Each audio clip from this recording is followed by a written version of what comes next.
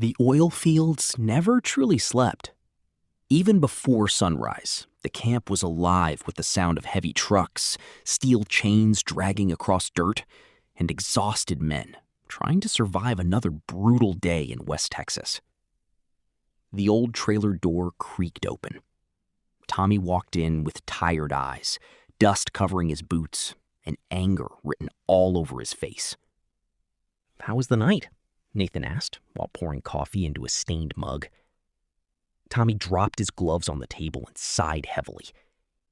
"You ever try managing a drilling crew where half the workers are Bloods and the other half are Crips?"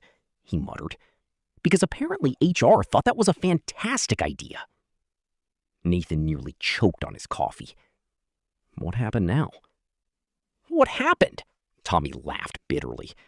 "Those idiots turned the man camp into a damn war zone last night. Gunshots, broken windows, screaming. I swear this job's gonna kill me before the oil business does." Before Nathan could answer, Dale walked into the kitchen, wearing a straw cowboy hat and carrying a can of beans. Tommy stared at him. "You can't wear that hat before Easter?" Dale shrugged. "It's gonna be 95 degrees today. Feels like Easter to me." He tossed the can directly into the microwave. Tommy exploded instantly. "God damn it, Dale!" The entire trailer shook from the sound of his voice. "How many times do I gotta tell you? Pour the beans into a bowl!" Dale looked genuinely confused. "They taste different in a bowl." "No, they don't." "Yes, they do. They taste exactly the same." Dale crossed his arms stubbornly. "Nope, different flavor." Nathan groaned and rubbed his forehead. "Cowboy culture is officially dead," Tommy muttered. "I'm living with children." Dale pointed around the room dramatically. "You see any cowboys in here? Point one out." The room fell silent for a moment before Tommy checked his watch. "When's your hitch over?" he asked Nathan. "Today." "Thank God," Tommy replied immediately. "And don't forget, court at 11. Yeah. Not 11:30. 11. Nathan saluted sarcastically. "Yes, sir, Captain Anxiety." Suddenly, Tommy's phone buzzed. He answered casually at first, but his face changed within seconds. "What?" The room got quiet. "How far out?" Nathan watched Tommy carefully. "Send me the location. I'm coming now." He hung up quickly and grabbed his keys. Nathan frowned. "Where are you going?" Tommy headed for the door. "You're going to have to postpone the deposition." Nathan blinked. "Tommy, those lawyers are already crawling up my ass." "Well, they can keep crawling," Tommy snapped, "because I think I found our missing plane." The room froze. Dale slowly lowered his spoon. "You lost a plane?" he asked. "How the hell do you lose a whole damn airplane?" Tommy didn't answer. He slammed the door and disappeared into the blazing Texas morning. Across town, Cooper walked into the bunkhouse looking like a man whose soul had just left his body. "You're back early," Manny said. Cooper grabbed a beer from the fridge. "Had a fight with the wife." Manny nodded sympathetically. "We've all been there." Cooper laughed darkly. "Oh, really? A tennis coach ever bend your wife over your breakfast table?" The room went silent. Manny slowly lowered his drink. "Well, damn," he admitted. "You got me there." Cooper collapsed into a chair. "If I talk to anyone today, it's going to be a divorce attorney." Before Manny could answer, loud banging came from outside. "She's here?" Cooper asked nervously.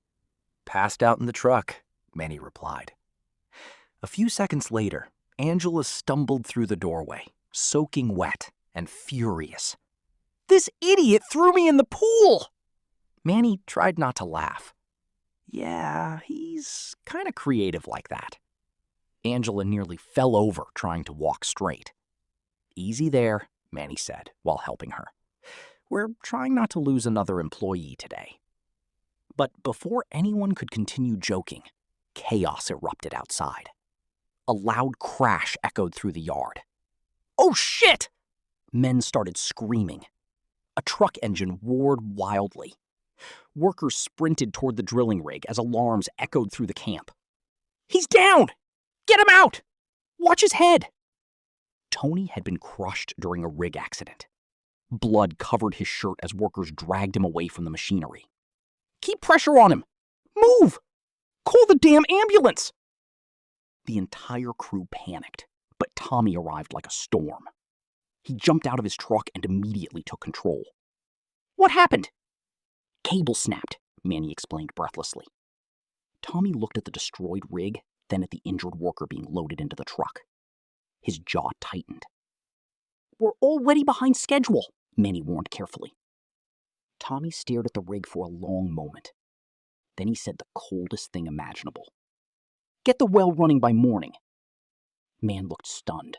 "We're a man down!" Tommy stepped closer. "That sounds like a problem," he said quietly. "I didn't ask for a problem. I asked for a solution." Nobody spoke after that, because everyone knew one thing. In the oil business, production always came first. Later that night, the crew gathered at a roadside diner lit by neon beer signs and country music. Ellie, the waitress, walked over smiling. "What are we doing tonight, boys? Drinking or eating?" "Both," Dale answered proudly. "Good," Ellie laughed, "because Bud Light's practically free tonight." Dale looked offended. That explains why nobody's buying it. The whole table burst into laughter. Soon, plates of chicken-fried steak covered the table while conversations grew louder and rougher. But beneath the jokes, tension remained. Manny leaned toward Tommy. "You tell him about the smugglers near the South Camp?" Tommy nodded slowly. "The sheriff knows." "And what's he gonna do?" "Nothing." Silence. Dale shook his head nervously. "This job's dangerous enough already. Now we gotta worry about getting shot, too?" Tommy took a slow sip of beer.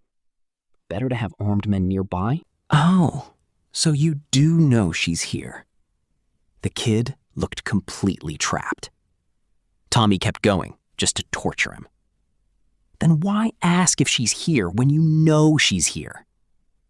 The boy looked seconds away from passing out. Finally, Tommy burst out laughing. "I'm messing with you, kid. Relax." Dale laughed so hard he spilled coffee everywhere. "Did you see his face?" The terrified boy slowly stepped inside while everyone continued laughing. But Tommy's smile faded the moment his phone buzzed again. The oil fields never rested, and neither did the danger. As the sun disappeared over the Texas horizon, Tommy sat silently outside the camp trailer, staring at the endless darkness. Dale sat beside him holding 2 beers. "You okay?" Tommy took the bottle quietly. After a long silence, Dale asked softly, "How you doing up here?" Tommy knew what he meant. Mentally, emotionally, spiritually. Tommy stared out toward the rig's burning flames into the night sky. Then he whispered something that genuinely worried Dale. "I think I'm going to start drinking again."